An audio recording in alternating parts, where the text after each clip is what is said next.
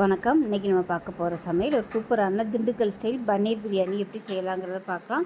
Lunch பாக்ஸுக்கு இது மாதிரி கொடுங்க, சூப்பராக இருக்கும், நல்லா விரும்பி சாப்பிடுவாங்க. வாங்க அந்த அருமையான திண்டுக்கல் ஸ்டைல் பன்னீர் பிரியாணி எப்படி செய்யலாங்கிறத பார்க்கலாம். இப்போ பார்த்திங்கன்னா ஒரு தட்டில் 400 கிராம் அளவுக்கு பன்னீர் எடுத்திருக்கேன். உங்களோட விருப்பம் தான், நீங்கள் எவ்வளோ யூஸ் பண்ணுறதுனாலும் யூஸ் பண்ணிக்கலாம். நான் வந்து இன்றைக்கி ஒரு 1/4 கிலோ அளவுக்கு அரிசி எடுத்திருக்கேன். இப்போ தேவையான அளவுக்கு மிளகாத்தூள் சேர்த்துக்கலாம். இதில் உப்பு கொஞ்சமாக சேர்த்துக்கலாம். இது கூடவே கறி மசாலா பவுடர், கறி மசாலா இல்லைன்னா மட்டன் மசாலா, சிக்கன் மசாலா எது இருக்கோ அது நீங்கள் யூஸ் பண்ணிக்கலாம். இது சும்மா ஒரு ஃப்ளேவருக்காக மட்டும்தான். இப்போ இதில் மேலாப்பில் ஒரு அரை முடி எலுமிச்சம்பழம் பிழிஞ்சு விட்டுக்கலாம். இது வந்து லைட்டாக டேஸ்ட்டுக்காக மட்டும், இல்லைன்னா ரொம்ப சப்புன்னு இருக்க மாதிரி இருக்கும், அதுக்காக. இப்போ இது எல்லாத்தையும் சாஃப்டாக அப்படியே பிசைஞ்சு விட்டுக்கலாம். ரொம்ப போட்டு பிசைஞ்சோம்னா உடஞ்சிரும். அதனால் இதுவாக இந்த மசாலா மட்டும் கோட்டிங் ஆகிற மாதிரி பரட்டி விட்டுட்டு, இப்போ இது எல்லாத்தையும் நம்ம எண்ணெயில் போட்டு பொரிக்கணும். அதை டீப் ஃப்ரை பண்ணாமல் சேலை ஃப்ரை மாதிரி தோசைக்கல்ல சுட்டு எடுப்போம்ல, அது மாதிரி போட்டு நல்லா ரோஸ்டடாக பொரித்து எடுத்துகிட்டு பார்க்கலாம். இப்போ என்ன நல்லா சூடாகிடுச்சு. இப்போ பன்னீர் எல்லாத்தையுமே நல்லா ஃப்ரை பண்ணி எடுத்துகிட்டு பார்க்கலாம். நல்லா எல்லா சைடும் நல்லா ரோஸ்ட் ஆகி வர மாதிரி பரட்டி விட்டுட்டு எடுத்துகிட்டு பார்க்கலாம். இப்போ பன்னீர் பிரியாணி பண்ணுறதுக்கு ஒரு பாத்திரம் எடுத்திருக்கேன். தேங்காய் எண்ணெய், கடலெண்ணெய், நெய் இது 3 கலந்து ஒரு 75 ml அளவுக்கு எடுத்திருக்கேன். இதை சேர்த்துக்கலாம். எண்ணெய் நல்லா சூடாயிருச்சு. மீடியம் சைஸாக 2 பெரிய வெங்காயம் நீளமாக நறுக்குனதை சேர்த்துக்கலாம். இது கூடவே புதினா இலையும் சேர்த்துக்கலாம். எண்ணெயிலே சேர்த்துட்டோம்னா நல்லா ஃப்ளேவர் இறங்கிடும், நல்லாயிருக்கும். வெங்காயம் வதங்குறதுக்கு உப்பு சேர்த்துக்கலாம். வெங்காயம் நல்லா கோல்டன் கலரில் வரணும். இப்போ வெங்காயம் லைட்டாக வதங்க ஆரம்பிச்சிருச்சு, நல்லா கோல்டு கலரில் வந்துருச்சு. இந்த ஸ்டேஜில் இஞ்சி பூண்டு பேஸ்ட்டு நல்லா 1.5 டேபிள் ஸ்பூன் அளவுக்கு சேர்த்துக்கலாம். சேர்த்துட்டு பச்சை வாசனை போக வதக்கி விட்டுக்கலாம்.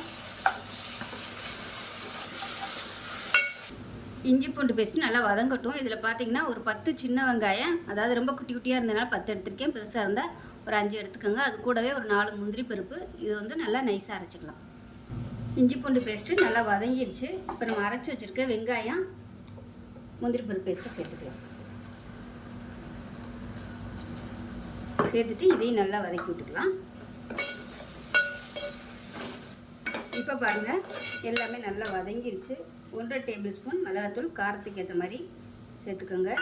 1/4 டேபிள் ஸ்பூன் கரம் மசாலா, பட்டை, கிராம்பு, ஏலக்காய் இது 3 அரைச்சது. இதையும் சேர்த்து வதக்கிக்கலாம்.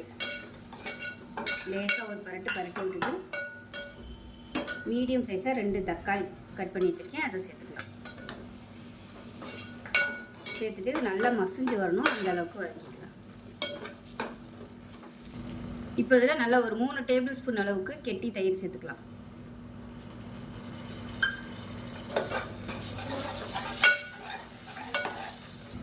இப்போ பாருங்கள், நல்லா எண்ணெய் பிரிஞ்சு வர ஆரம்பிச்சிருச்சு. இந்த ஸ்டேஜில் 2 டம்ளர் அளவுக்கு தண்ணி சேர்த்துக்கலாம். நான் வந்து 1 டம்ளர் அளவுக்கு அரிசி எடுத்தேன், அதுக்கு 2 பங்கு தண்ணி வச்சுருக்கேன். நான் தம் போட போகிறோம், அதனால் 2 பங்கு வச்சோம்னா தான் கரெக்டாக வரும். இப்போ அந்த தண்ணி வந்து நல்லா கொதிக்கணும்.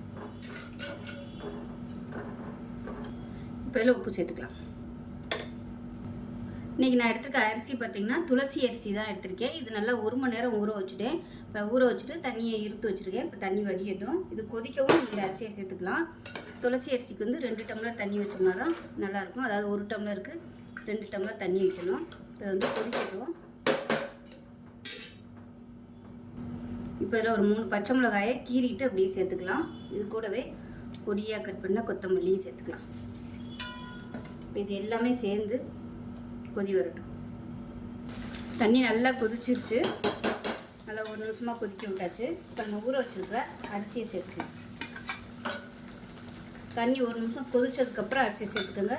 நல்லா கொதிக்க விட்டோம்னா தான் அந்த வெங்காயம், தக்காளி, எசன்ஸ் எல்லாமே இந்த தண்ணியில் இறங்கும்.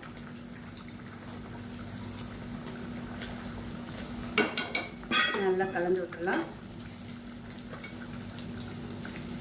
இப்போ இதில் ஒரு அரை முடி எலுமிச்சம்பழம் பிழிஞ்சு விட்டுக்கலாம். இந்த ஸ்டேஜில் உப்பு செக் பண்ணி பார்த்துட்டு உப்பு சேர்த்துக்கலாம். உப்பு கொஞ்சம் கம்மியாக இருக்குது, உப்பு சேர்த்துக்கலாம். இந்த ஸ்டேஜில் உங்களுக்கு காரம் பத்தாத மாதிரி தெரிஞ்சிச்சுன்னா 2 பச்சை மிளகாயை உடச்சிட்டு கொதிக்கையில் சேர்த்துக்கலாம். இப்போ அடுப்பு மீடியமான ஃப்ளேமில் கொதிக்கட்டும். இப்போ பாருங்கள், தண்ணியும் சாதமும் ஒன்று சொன்னாப்பில் வந்துடுச்சு. இப்போ நம்ம வறுத்து வச்சுருக்க இந்த பன்னீரை வந்து சேர்த்துக்கலாம். ஸோ பன்னீர் சேர்க்குறது உங்களோட விருப்பம்தான். பன்னீர் சேர்த்துட்டு நல்லா சாஃப்டாக கிளறி விட்டுக்கலாம்.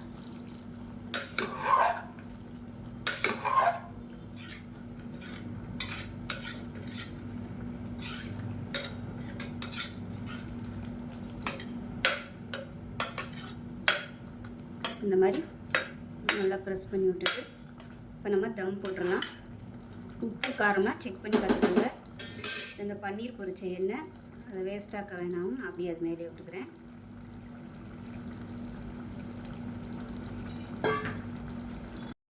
அடியில் ஒரு தோசைக்கல் வச்சுருக்கேன், அதுக்கு மேலே பிரியாணி பாத்திரத்தை வச்சுட்டேன்.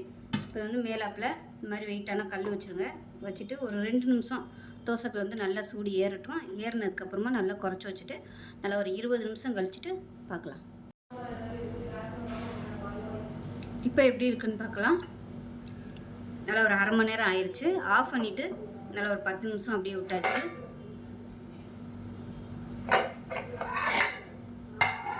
பாருங்க, சூப்பராக வந்துருச்சு. இப்போ கீழே இருந்து நல்லா அப்படியே கிளறி விட்டுக்கலாம். அவ்வளோதான், அருமையான திண்டுக்கல் ஸ்டைலில் பன்னீர் பிரியாணி ரெடி ஆயிடுச்சு.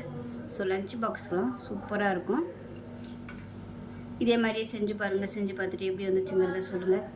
வீடியோ பிடிச்சிச்சின்னா லைக் பண்ணுங்கள், கமெண்ட் பண்ணுங்கள், சேனலை சப்ஸ்கிரைப் பண்ணுங்கள், பக்கத்தில் உள்ள பெல் பட்டனையும் ப்ரெஸ் பண்ணுங்கள். நன்றி.